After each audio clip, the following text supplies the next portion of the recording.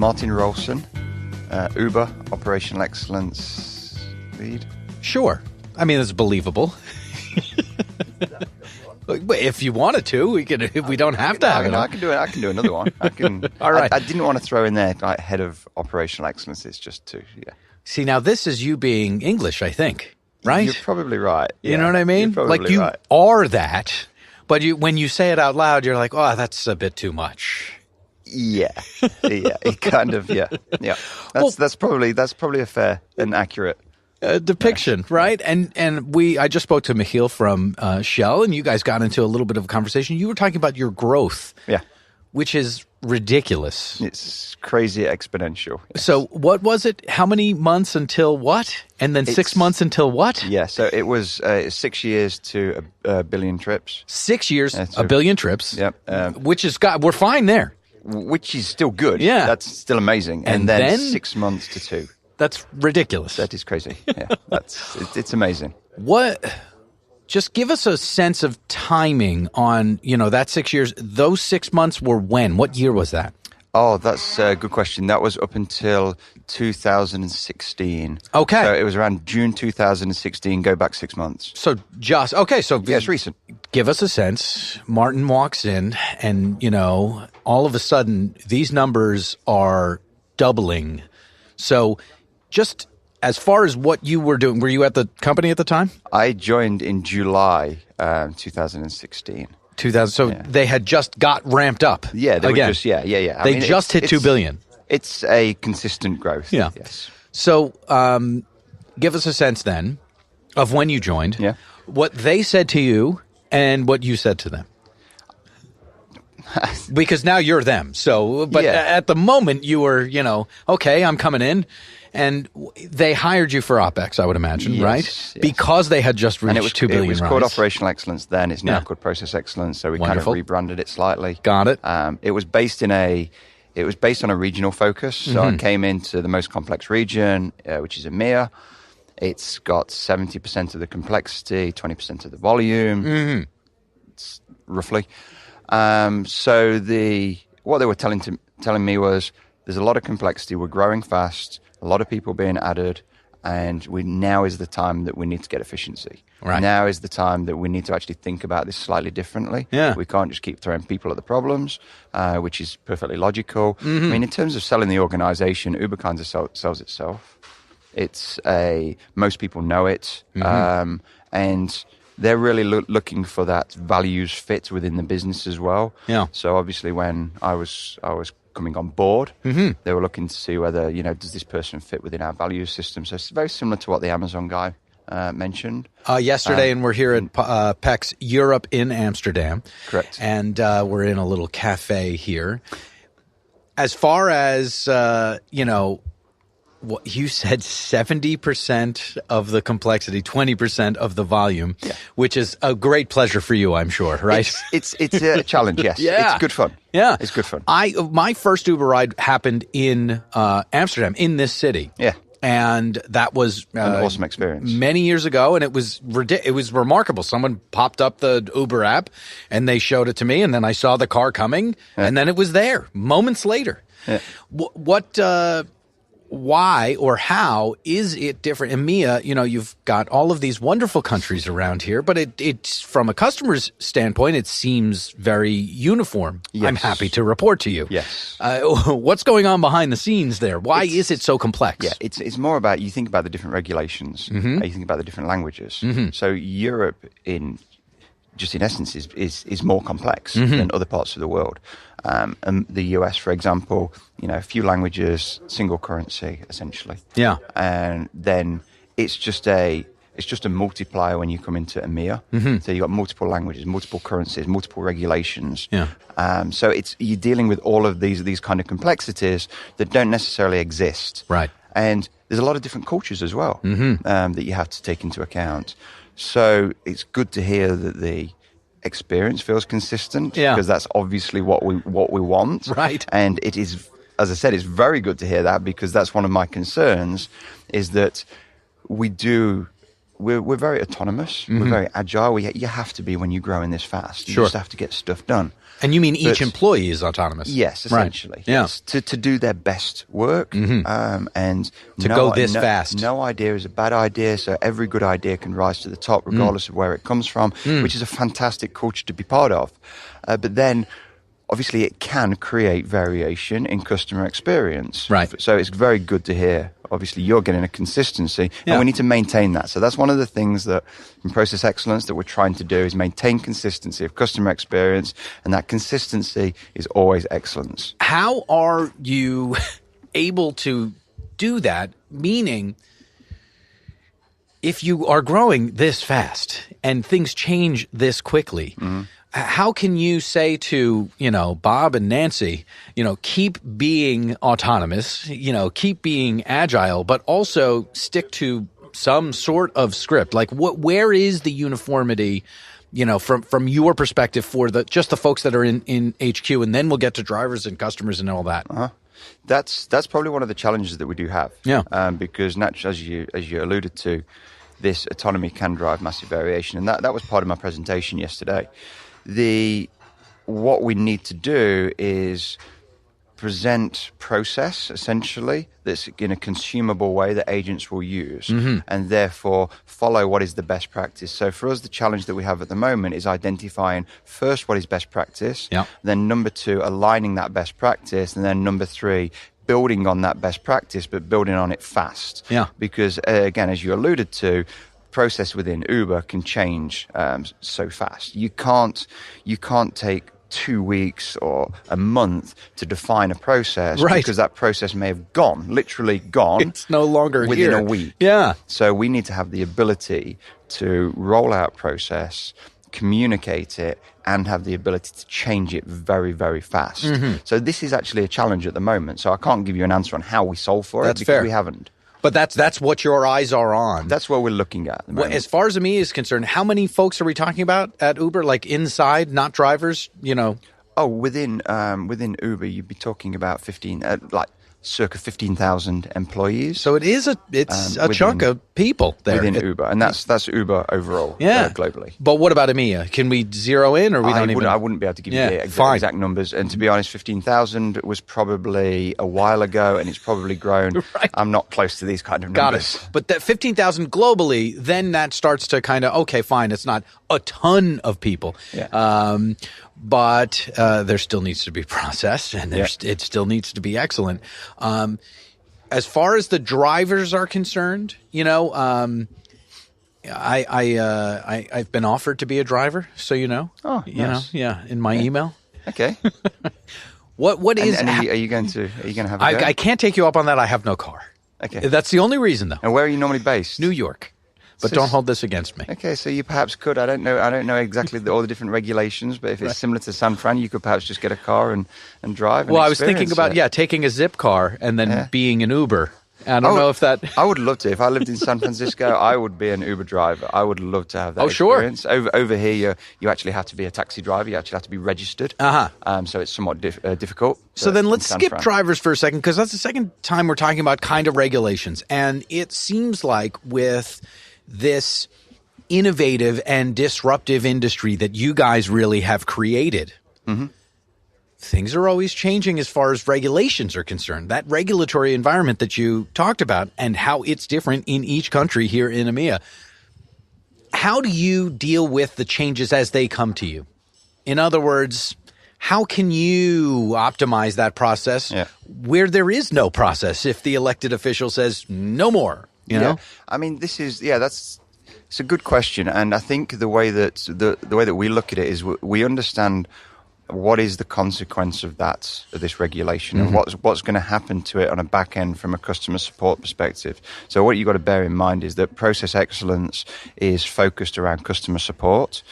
So we really look at, with this particular regulation, how are we going to be able to, what issues are we going to get from it, from customers, because it's all about customer focus, and how are we going to manage that issue when it comes through. And then obviously, ultimately, we want to then be able to streamline it, automate it, so that we can manage this volume as it comes in. But the thing with regulation is, first of all, you need to understand it. Yes. And then from a process excellence lens, you need to figure out what is the best but most optimal solution to work within this regulation so that you can then deliver savings to the business, but excellence to the customer. So that's, again, where a lot of the lean principles come from. And quite often what we do is we over-engineer process to meet regulation.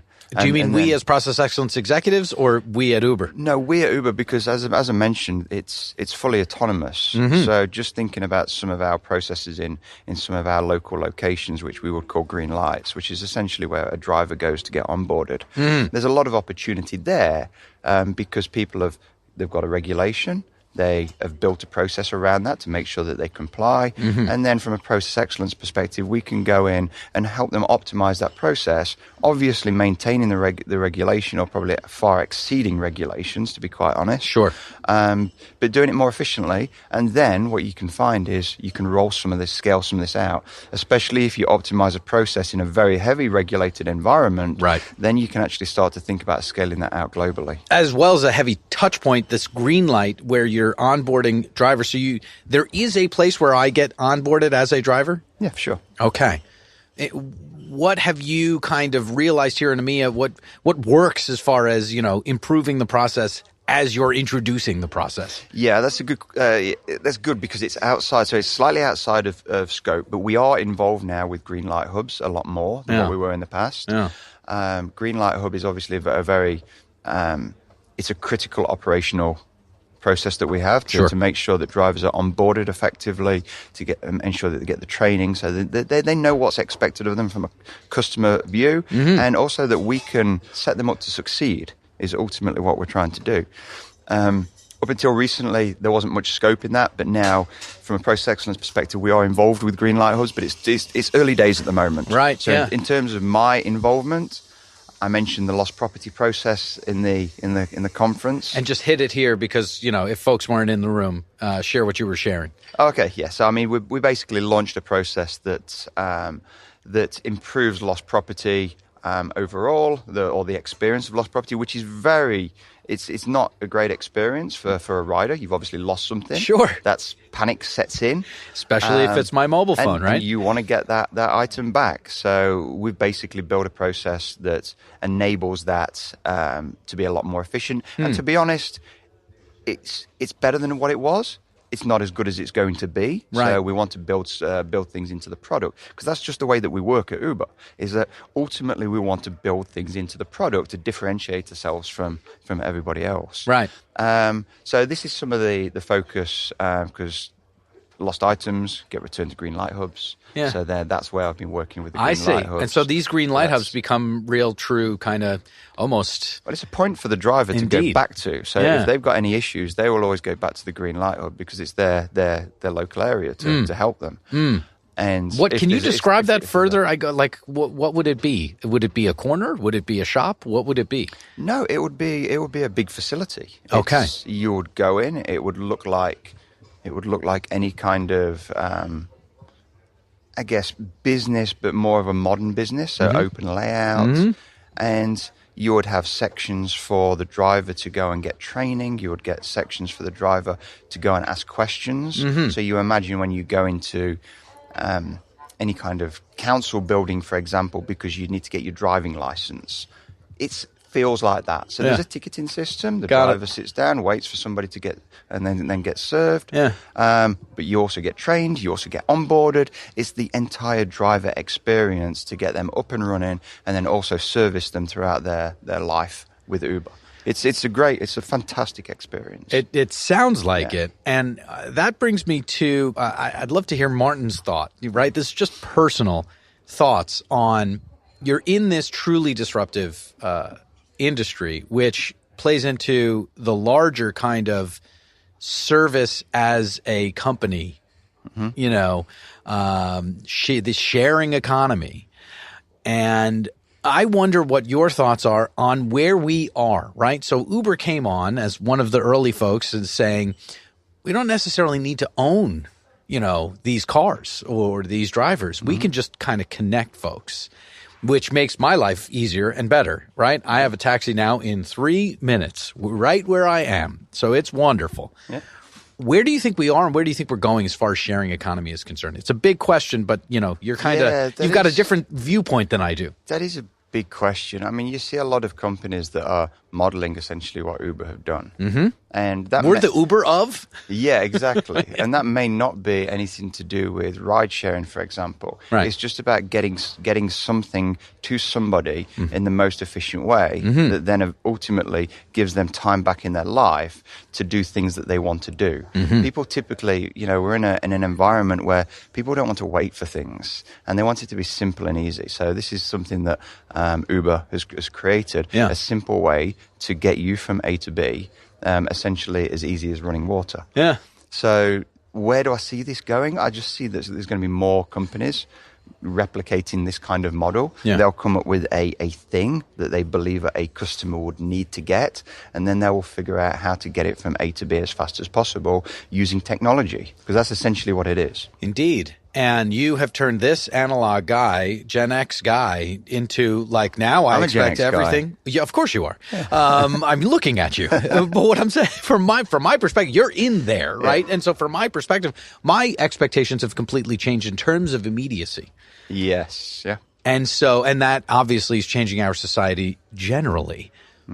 Getting back then to process excellence, and your job essentially being each moment it's changing. So even when I talk to an FMCG company that's fast moving consumer goods, they're way slower. This is months slower than Uber. Yeah. There's usually some kind of manufacturing built aligned to their processes, which kind of it does impact speed. But how can you possibly stay sane and kind of manipulate process on a moment by moment basis? In your own mind, how do you keep yourself centered? Yeah, it's interesting because typically people from the process excellence world come with this very structured mindset, and depending on where they come from. So, for example, my original experience was Rolls-Royce. I was building jet engines. Jet engine is very different. The demands of the market are very different. You have to have quality. You have to have standard operating procedures. If you get it wrong, jet engine falls out of the sky. That's a bad thing. Yeah. So it's a completely different environment. And a lot of people come into the fast-moving IT world with that kind of background, and they struggle, to be quite honest.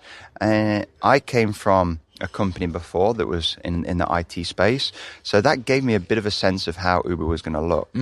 But nothing gives you the true realization of the growth and the amazing culture, the environment, the passion of the people, the energy, and how smart these people are that you work with. Nothing can prepare you for that. It's phenomenal. So how do I stay sane? I'm thankful every day of working with some of the most talented people that I've ever worked with. Yeah. I have to go back home and realize that you can't solve the world, know? There's so many opportunities that we have. We're going so fast. Plus, it's going to change tomorrow anyway. Exactly. So you have to prioritize where you put your effort, and you have to make sure that you're aligned with the strategy of the company, and you're doing what is best for the customer, because you can't do everything. I have a small team. Right. I can't solve everything. So priorities being, so where are we going as a company? What does it mean to the customer? Make the decision there. Yeah. It's always, we would always prioritize our efforts on, is this going to improve the customer's experience? Right. Is this... it is pretty much customer experience, to be quite honest, and then we think about the business, obviously, but very much secondary to customer experience. Okay, so customer experience number one. Always. Got it. Always. And then let's make sure that we keep in mind the direction of the company while servicing that customer. Yeah, absolutely. Yeah. So, all right, you mentioned a couple of stops along the way. Where are you from originally? I'm originally from Nottingham in England. Okay. What you would support? What team? Maybe none. Well, this is interesting because I left England in 2007 to go to Australia, and I just tell people that I was kicked out of England because I don't support a football team. Something about the way you said Nottingham made me think maybe he doesn't support a football team. Yeah, no, I'm a motorsport fan. Okay, so Formula One, and so that's the kind of Rolls-Royce thing. Where did you go to school? In Nottingham. Okay. Yeah. University, sorry. Yeah, I went to, an engineering college. So basically my career was finished school, did an apprenticeship, went through an engineering college, and worked as well. Right. Because that's an apprenticeship. Sure. That's how that goes. I finished my apprenticeship. I then went into Rolls-Royce and I was making jet engines. So I was on the shop floor making jet engines. And I think, to be quite honest, that really helps you with the process excellence world. How so? Because it grounds you into this shop front or shop floor mentality. So when you're about to implement a process, an improved process, you know what you need to do because you can still relate to the people that you're having to make this process change for. And especially when you're talking about standard operating procedures, for example. Yeah. These have to be right because these need to be consumed by the front line that are servicing the customer. So I can very much relate to that because I was 12 years working shifts, making jet engines. Imagining the jet engine, imagining the folks actually building the jet engine. Okay, if we want to change one of these things, we've got to take all of this into perspective. Yeah. And that was where I first went through and got wowed by Lean Six Sigma. Yeah. So this is the closest I've come to a rocket scientist. If you're talking about jet engines, right, building them, sure. And so that says more about me than it does about you. But what would you tell us? I guess what could we all learn from the shop floor of beyond the kind of the big picture process excellence kind of mindset of building a jet engine for Rolls-Royce? What can we all learn there? So the environment that you walk into, and this is the funny thing, and we're building some of these practices into our Uber operations at the moment. So it's interesting how a lot of this did start in manufacturing, but what we're trying to do is essentially create self-empowered teams, so self-directed teams. Our leaders need to move from being very metric focused to being more servant leadership, which is all about mentoring and coaching the people that do the work. Servant leadership. Yeah, and then the agents themselves, so the people that are on the front line, they're the ones that empower. So self-directed, empowered to take ownership of targets, metrics, and then we enable them to deliver those. So now going back to when I worked at Rolls-Royce, this was a big focus. So when you walk into a Rolls-Royce facility, you imagine it to be clean, and it is clean. And we're talking jet engine, we're not talking cars. Got it. So it's clean as it possibly can be for a jet engine. But it's not white glove. No, it's not white glove like the car would be or like McLaren would be. But it's an environment where you've got these teams, cells. Each team would have a visual workplace board. Yeah. You could go up to that. You could understand exactly how that team is performing. Target versus actual. Actual versus target. It's either way around. Yeah. And you would know who's on the shift. You would know who's away, who the team lead is.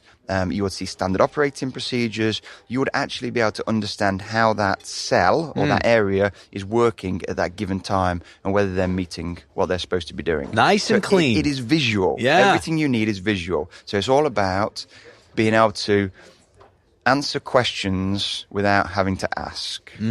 So now this is some of the things that we're obviously now introducing into some of our operations. How could you possibly do that? Can you give me just one example of how you could, take a thing that changes every day from, I would imagine it doesn't change so much when we're building the jet engines, you know what I mean? Yeah, that is true. But even when you look at things that we assume are changing every day in Uber, I wouldn't say there is consistency. Okay, how so? So in our operations, you've got teams of people that are servicing the customer. So we've got volume coming in from the customer, customer support issues, and we've got teams of people that are working those issues. Wherever you've got teams of people, you can make their performance visible. You can help them to help us identify what the problems are. So you can give them a mechanism of, you tell us your problems and we'll be able to help solve them. You can set them up to succeed in terms of what it is that they need to do. And you can drive all of this via visual workplace, right, and setting up these teams to succeed. Yeah. So ultimately, wouldn't that be a nice place if we have then the team leaders doing that? And also the teams, if they know what their targets are, if they know what their metrics need to be, they can essentially take ownership of those. So then it's a slightly different world. And it's interesting to see that there are similarities between what is very much low volume manufacturing with Rolls-Royce, a very old historic organization, consistency there, and actually how that does actually in fact align to a very fast-paced business. The middle stop being this IT where were you in between Rolls-Royce and Uber? I used to work at a company called Atlassian. What is it? Atlassian. Okay. Yeah. What do they do? They make collaboration tools. Okay, fair enough. What are we taking from there? If you just made the direct kind of, we did this at Rolls-Royce, we're doing that now at Uber.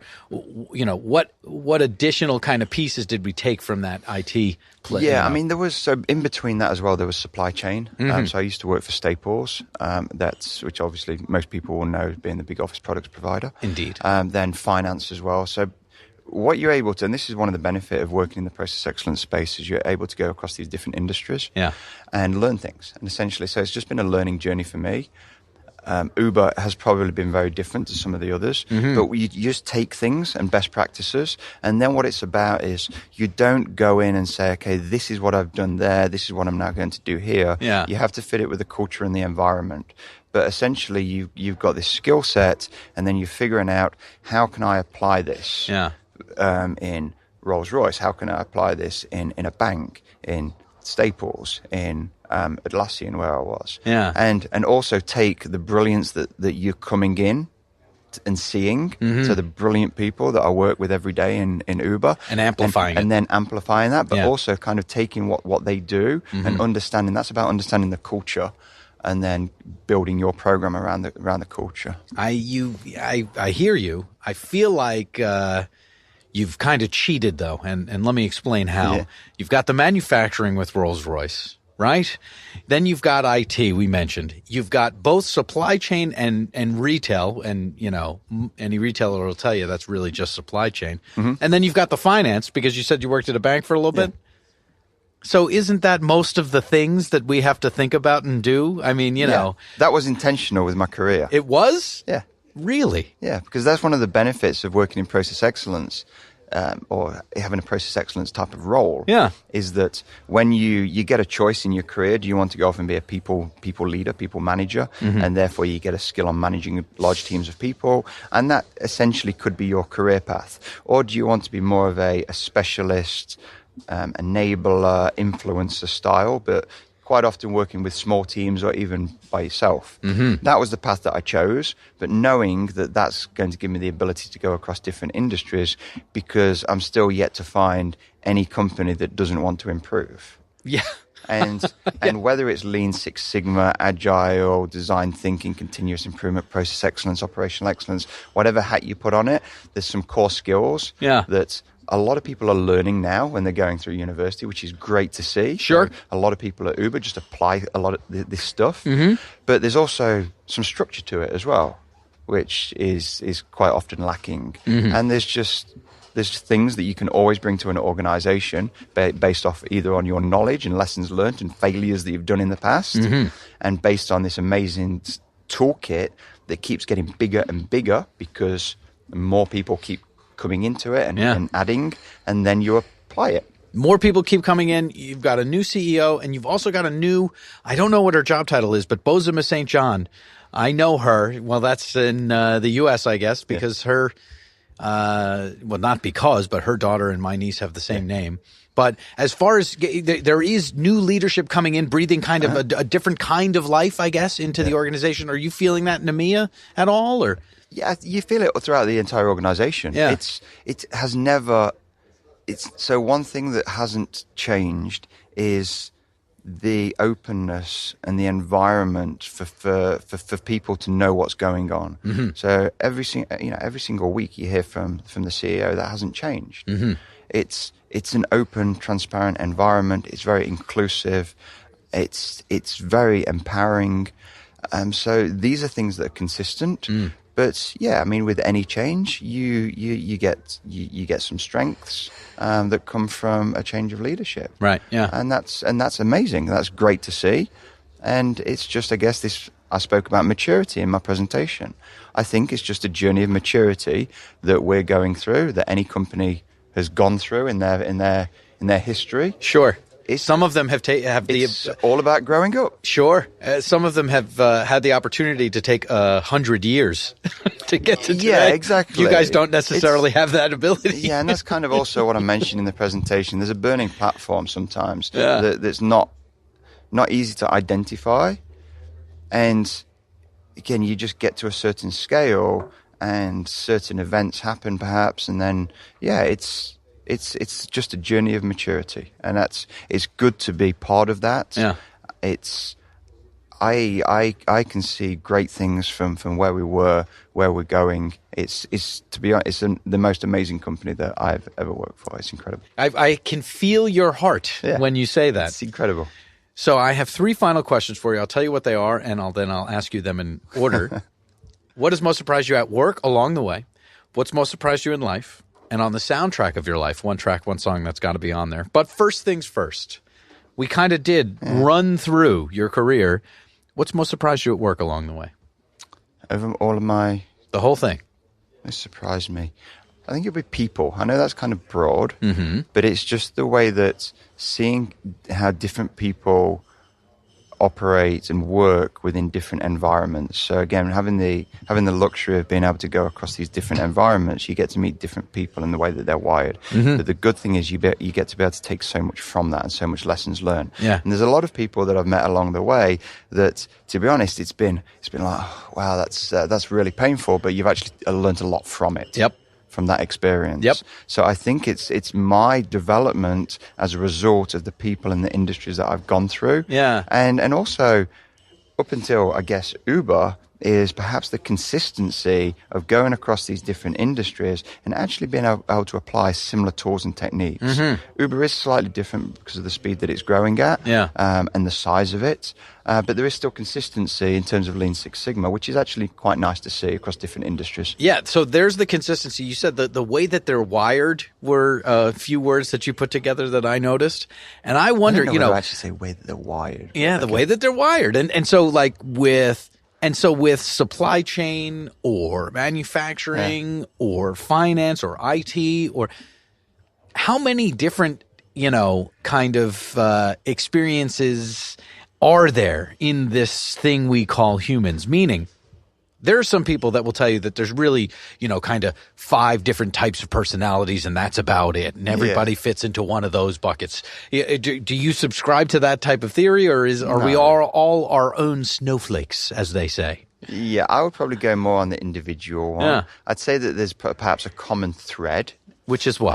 I have no idea but because that's it's not there. my job, and I'm not I'm not wired that way. Indeed. But what I would notice is, yes, perhaps there's a common thread on what people not necessarily believe. Oh, I mean, there would be a common thread on what people believe, but how people perceive success, failure, and how people view the world that's around them. Yeah. So yes, I would say that there's a common thread there. But no, I believe that everybody is individual, and when you're in the world that I'm in, process of excellence, you have to treat people as individuals because there is no one person that's the same. Yeah. And if you start going down that path, you're going to get a big shock if you treat somebody the same, and then you realize, wow, I didn't expect that. Exactly. That result. Well, Dan's kind of like Dave, so I'll just tell you what I told Dave. Yeah. Can't do that. No. I mean, a presentation pack can be used across multiple people. Sure. But then it's probably still good to follow up with those individuals to see how they actually received it. There you go. It'd be easy for you to say, right? Yeah, sure. What's most surprised you in life? Surprised me in life? That's a tricky one. That is a tricky one. I think stepping out of your comfort zone and just being able to do things that you perhaps didn't believe that you could do. So, for example, I left the UK, I was 32 when I left the UK, and for no apparent reason, I went to Australia. I'd never been to Australia before in my life, and I just chose to go to Australia. You just moved there. So sold everything, and I had the 32 kilos that was in my bag. It was my life. Right. Moved over to Australia. That was probably the most amazing experience in my life. With a job or without? Without a job. Really? Yeah. Yeah. So going over there and setting yourself up there, setting a life up over there. Yeah. Ultimately meeting my wife over there. That was probably something that gives you that confidence to get out there, change, and perhaps, being in the process excellence world, it kind of helps being maybe wired that way, as you say. But that's, I would say that's the one. I have a few questions here. Go on. Which city did you land in? Brisbane. Okay. I want to wind up in Sydney eventually. Yeah, I spent 2 years in Brisbane and then the rest in Sydney. Yeah. Sydney's beautiful. It's remarkable. It is. It's stunning. I love everything about it. Yeah. Is your wife Australian? Yes, she is. Okay. Why would you ever leave Australia? That's a great question. Have you spent time in Amsterdam? I have. It's amazing. It is. Other than the weather, we literally don't miss anything about Australia. I see. The lifestyle here, being able to cycle to work. Yeah. The city is beautiful, regardless of whether it's sunny, raining. There's just something very special and unique about Amsterdam as being one of the European cities, and I've been to most of them. Yeah. Amsterdam is very special, so we kind of fell in love with it. Did you move here without a job, Martin? No. Okay. No. This time you had a job. I moved here with the previous company. Yeah. Yeah. And what did you pick up in Australia? Which stop would that have been? What did I pick up? Well, I picked up a parrot. I brought a parrot over with me. I see. What was the parrot's name? The parrot's name's Basil. Okay, Yeah, sure. That was in my presentation yesterday. From Faulty Towers, is that what that is? No. Most people ask me that because of my natural English tendency there. Exactly. It's one step over. But no, to be honest, it was just as simple as finding a name that's associated with green. And we found Basil because he is a green parrot. There we go. Yes, there's lots of other names that we name him now. Is he a speaking parrot by any chance? He's a speaking parrot, and that's where we typically then give him other names. What might he say? No. He would actually. I thought he was going to ask me what other names we give him. No, I feel like I shouldn't go there. Yeah. No.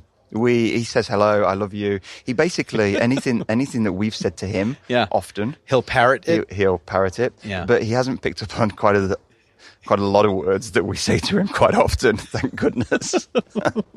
And we'll leave that there. Yeah. So what was the main question there? The main question is, what has most surprised you in life is the big question that we're answering here. And you have said that, is pushing yourself to do something, kind of maybe that almost doesn't make sense. Yeah. Yeah, I also know a good friend of mine who didn't like the work that he was doing in Australia, and he just quit work and he went essentially backpacking around the world for a year.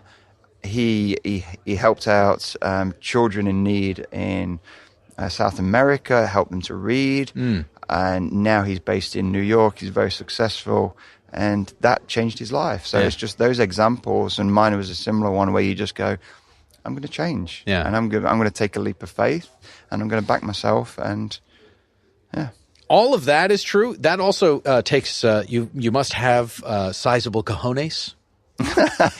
Okay, no comment. You just do. I mean, I can't imagine you were 32 moving without a job. That's to an entirely different place. Yeah, it's weird. Yeah, it takes balls, man. That's what I'm saying. Yeah, I know. I know that you know. Somebody told me that there's about 1% of the population, or I thought 0.5% of the population that do that kind of thing. I'm like, I don't know whether that's true, but whatever. Yeah. What are you going to do? It was the right thing. I enjoyed it. It was good, and I would recommend it to anybody. All right, and I appreciate that. Now let's get down to business. On the soundtrack of your life, one track, one song that's got to be on here. And so if you weren't a sports guy, you know, I'm sure music is in there somewhere, right?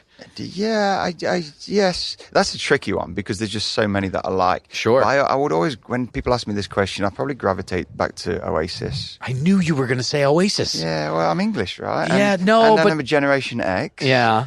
And, you know... Well, you're probably going to expect me to say, like Wonderwall, but... No. You know, Champagne Supernova. Sure. Yeah. And this, you are explicitly Oasis, and you are not Pulp or whatever. No, it was. the competing band. Yeah, wasn't that? Anyway, you were but when you say Oasis, though, and Gen X, this means that you're younger than me, and I'll tell you why. Right? I'm 41. Am I right that you're younger than me? No, you're wrong. I'm 43. Really? If you listened to my presentation yesterday, you'd have heard me say that I'm 43 and I can still pull off dance moves, which is such a lie. I can't even remember the last time I danced. Actually, I do remember the last time I danced. It was at my wedding. Yeah. And that's probably the last time I'm going to dance. How many years ago was that? That was only last year. All right. Well, congratulations thank then. you. And, I mean, next time I come here, I would like to have some coffee with you. Sure. Have a pint. Pint, as they say. That's very English. A cheeky pint, even. I'll share a whiskey with you. Let's do that. Can we have our own whiskeys? I've matured past pint. I hear you. Yeah. But do you mind if we drink separate whiskeys? You said you'll share a whiskey with me. Oh yeah, that's a good. Well, what I meant was a bottle. Fair enough, Martin. Appreciate it. Yeah, thank you.